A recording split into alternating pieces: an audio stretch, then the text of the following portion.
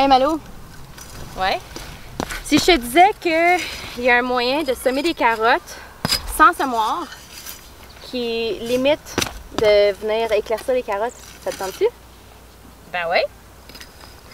Bon ben, on va te montrer ça tout de suite. OK. Salut tout le monde, bienvenue à Malo à la ferme. Aujourd'hui, je vais vous montrer deux méthodes que je sème mes carottes qui vont éliminer vraiment beaucoup d'éclaircir les carottes. Puis pour ceux-là qui jardinent puis ont essayé les carottes, je vous le jure, là, cette méthode-là, ça va vous aider énormément puis ça va vous sauver du temps parce que Dieu sait qu'éclaircir les carottes, c'est plate! Donc, on s'en va dans la cuisine, je vais vous montrer c'est quoi ça. Puis oui, on peut faire plein de jokes cochonnes là-dessus, là, mais c'est vraiment du fécule de maïs mélangé avec de l'eau. Puis je vais vous donner les quantités tout de suite dans la cuisine. Donc pourquoi je suis dans la cuisine pour semer mes carottes? Ok, je vous explique. Je vais créer une mixture de fécule de maïs avec de l'eau. La recette, c'est simple, c'est une tasse d'eau pour 2 cuillères à table de fécule de maïs. Je vais créer un gel qui va agir comme espacement de mes carottes quand je vais venir pour les semer. Aussi, ça va garder l'humidité pour vraiment donner un bon coup de pouce. Vous savez, là, si vous êtes un jardinier ou une jardinière, vous savez que les carottes exigent beaucoup d'humidité. Et quand on est à la maison, des fois, on oublie d'aller arroser ou bien on travaille aussi. Donc, on n'a pas vraiment nécessairement du temps d'aller arroser 2-3 fois par jour. Donc ça donne vraiment un coup de main pour les jardiniers qui sont très occupés. Ça fait 2 jours que je trempe mes graines de carottes dans de l'eau. Et puis là, ils commencent tout juste à commencer à germer, mais vraiment minime. Donc, je mélange toujours mon fécule un petit peu avec de l'eau pour commencer, pour ensuite le remettre dans mon gros pot d'eau. Oui. Donc, je vais mettre ça à feu moyen pendant 5 minutes, jusqu'à temps que j'ai une consistance assez épaisse à mon goût. Je le fais pas bouillir, je le fais juste épaissir. Une fois que j'ai la texture désirée, qui ressemble pas mal à ceci, je vais la laisser refroidir au complet. Puis ça, c'est bien important parce que si vous le mélangez avec vos graines chaud, ça va tuer vos graines. Donc, c'est pas un secret ici à la ferme. Je sème beaucoup de carottes, j'adore ça, on en consomme vraiment beaucoup. Et puis, j'ai beaucoup de succès à les faire pousser. Donc, je vais vous montrer la méthode que j'utilise pour semer mes carottes. Ça fait 3 ans que j'utilise. J'ai toujours eu des bons résultats. Et puis, ensuite, je vais vous montrer la deuxième méthode que je vais essayer ici aujourd'hui, qui est censée être vraiment efficace. Donc, je vais faire les deux, je vais tester qu'est-ce que ça va donner. Donc, la méthode que j'utilise puis que j'approuve à 100%. Et puis la nouvelle méthode. Donc aujourd'hui, je vais commencer à préparer mon sol pour les carottes. Donc je vais passer la grelinette ici, une passe. Je vais vous montrer comment que moi je m'en sers. Je vais vous montrer comment que je vois du monde s'en servir sur l'internet à ne pas faire. L'outil ici, ça s'appelle une grelinette. Puis qu'est-ce que c'est? C'est vraiment une manche, je pense c'est à peu près 30 pouces de large. Et puis ça a des grosses dents. Celui-là, c'est pour un sol vraiment compact, là. Tu sais, ça fait que ça va venir vraiment chercher plus de surface de terre pour décompacter. Puis celui-là que j'utilise maintenant, parce que avec les années, ben ça s'est décompacté. J'ai celui-là avec des plus petites dents. Donc pour terre plus sablonneux, plus décompacté, c'est celui que je prends. Pour les sols plus glazeuses, ben j'irai avec l'autre. Donc j'ai mes petites dents. Je vais venir l'appuyer dans le sol. Vous voyez, j'ai vraiment un sol très décompacté. La première année, il fallait que je me batte avec là, pour le rentrer. On vient tirer dessus tout doucement, comme ça, juste pour le décompacter, pour comme séparer un petit peu la terre. On tire, on glisse et on recommence. Comme ça. Donc ça, c'est bon pour les sols, pour les carottes, pour les légumes racines qui ont besoin de profondeur, qui ont besoin d'espace. Voilà. Donc je vais vous montrer maintenant la technique que je vois sur Internet, plein de monde s'en servir, qu'il ne faut pas faire. Parce que la manière que moi je le fais ici, je brise pas l'intégrité du sol. Je le vire pas. Sauf que qu'est-ce que je vois souvent, Les gens vont venir comme ça. Ils vont piocher comme ça. De un, faut pas piocher comme ça parce que si tu plantes ça dans le pied, là, tu vas sacrer en tabarouette. Donc, on le rentre dans le sol. Puis après ça, qu'est-ce qu'ils font? C'est qu'ils vont tirer jusqu'au bout. Puis ils vont dire, ah oui, je passe la grelinette. Mais là, on brise l'intégrité du sol. Puis on est rendu qu'on la vire. Donc ça, on veut pas ça. On veut garder l'habitat pour les insectes bénéfiques intact. Puis on veut pas déranger ça. Donc c'est vraiment, on glisse, on décompacte. Puis ça, je vous montre cet outil-là, sauf que si vous décidez que vous voulez aller la manière plus longue, là, mais qui est aussi efficace, vous paillez tout simplement, puis les vers de terre vont faire cet ouvrage-là pour vous. Ça, c'est juste vraiment pour accélérer un peu le processus. Je pense que ça va être la dernière année que je le passe ici, parce que moi, à chaque automne, je paille avec du foin, et puis les vers de terre, ils viennent tout manger, puis décompacter le sol. Honnêtement, regardez, je vais mettre mes mains dans le sol. Ça, c'est le résultat de 3 ans. Pas de rotoculteur. C'est vraiment, regarde ici, un petit peu de chien dent, là, mais pas grave. On l'enlève. Donc, je suis capable d'aller avec mes doigts, là, en profondeur. Et tu sais, imagine être une carotte, là. Ouais, carotte triperait bien raide d'être là-dedans, là. Fait que, tu sais, je suis rentrée creux, là. Donc, il y en a beaucoup qui me l'ont demandé pour les carottes, qu'est-ce qu'on met dans le sol.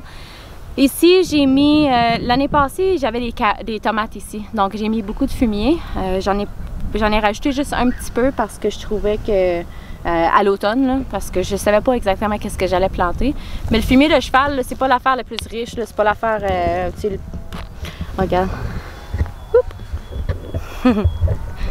Les petits bébés. Donc c'est ça, moi j'ai mis du fumier de cheval à l'automne, je savais pas qu'est-ce que j'allais planter, mais finalement j'ai décidé de mettre des carottes ici. Fait que ce que je vais venir mettre, ça va être un petit boost, là. Mais là il mouille beaucoup, là, au moins la pluie elle donne un bon coup de main. Fait que moi je vais venir passer le râteau après la grelinette. Après ça je vais me faire des rangées que je vais vous montrer, puis après ça je vais commencer à semer. Pour les carottes, les espacements. Ok, moi j'ai une planche ici là. C'est 30 pouces. Je ne sais pas comment c'est en centimètres, il va falloir faire la conversion, je vais le mettre juste ici. Qu'est-ce que je m'assure, c'est que quand que je viens pour désherber mes carottes, parce que Dieu sait que dans un jardin avec des carottes, il faut désherber. Ça ici, c'est ce que j'utilise, c'est ma binette TerraTech, à peu près 3 pouces. Je veux m'assurer qu'entre chaque rang où ce que je plante, mon outil va rentrer pour que je limite un peu que j'ai à désherber. Donc, je vais vous montrer cet outil-là. C'est un outil que j'ai trouvé à la ferme ici. Ça traînait. Et puis, j'ai juste enlevé quelques pinouches. Puis là, j'en ai fait 1, 2, 3, 4, 5 de ce côté-là. Puis, je vais vous montrer comment que je fais pour espacer mes carottes. Donc, voyez-vous mon outil? Je vais venir ici. Je m'assure que j'ai mes 5 rangées de bien marquer dans la planche. Donc quand je commence à planter le taux comme ça ici, là, je m'assure d'avoir des variétés différentes avec aussi des dates des récoltes différentes. Donc celui-là ici, il va avoir 65 à 80 jours. Celui-là ici, il va avoir 55 à 60 jours. Donc eux autres, c'est à peu près 70 jours. Donc c'est ça que je vais m'assurer, puis je vais essayer de les séparer d'une manière où je ne serai pas trop mélangée dans mon jardin parce que Dieu sait que je suis vraiment pas la plus organisée. Moi j'ai tendance à planter, puis de récolter, puis de m'en foutre de la variété, là. Donc je me suis emmené des petits tags pareils là, pour pouvoir bien les identifier. Une chose que je fais quand que je sème mes carottes, moi j'ai pas le Jang Cedar, là, tu sais, ça vaut 600$. Moi j'ai pas les moyens pour ça malheureusement. Mais ça, c'est le seul semoir vraiment commercial que tu peux utiliser qui sème vraiment précisément les bons espacements parce que les graines sont tellement petites. J'ai du sable ici. J'ai mes graines. Je vais venir diluer un peu mes graines. Là, il doit y avoir proche 500 graines là-dedans. Là. Je vais plus ou moins tout prendre ça. Là. Je vais venir mettre du sable dedans. Un petit peu plus que moitié de qu'est-ce que j'ai comme carotte. Sur mon autre variété, il y avait de la couleur dessus, fait que c'est plus facile de les voir. Les autres sont de la même couleur que le sable. Fait qu'elles sont un petit peu plus dures à déterminer, voir c'est quoi la quantité là. Mais j'y vais un petit peu plus que la moitié de la quantité. Moitié-moitié dans le fond, un petit peu plus que moitié-moitié. J'ai déjà fait mes rangées. On va planter ça vite, les amis!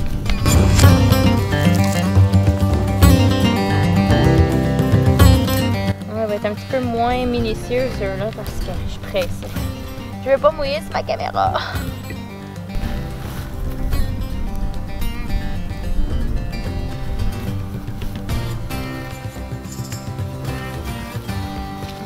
Puis après ça, on va venir refermer les rangées, puis taper par-dessus pour qu'il y ait un bon contact avec le sol. Là, je suis chanceuse, il va mouiller là. Il y a des petites gouttes, mais c'est la course, c'est la course.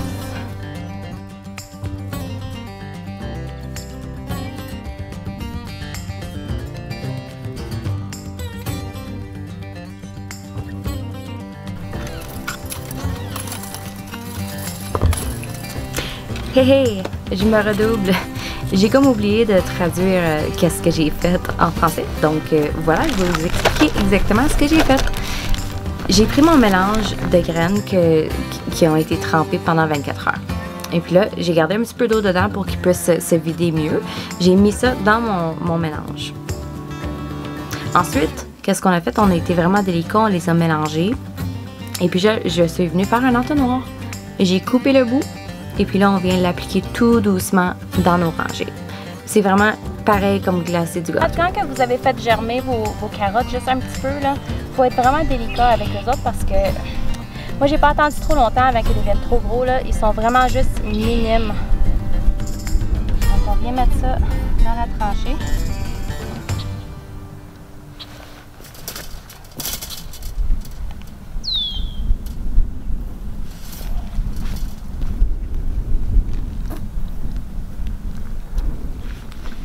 Donc, qu'est-ce que la gélatine fait, là?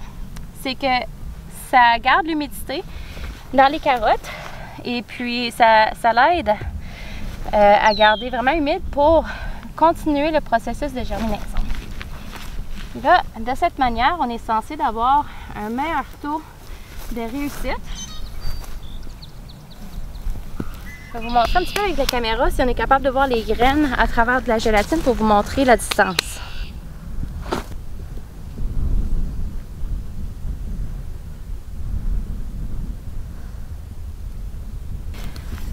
Donc, on va comparer les résultats de qu'est-ce que j'ai fait ici et qu'est-ce que j'ai fait avec la dilution avec le sable. Et puis, on va vous tenir au courant. Bye!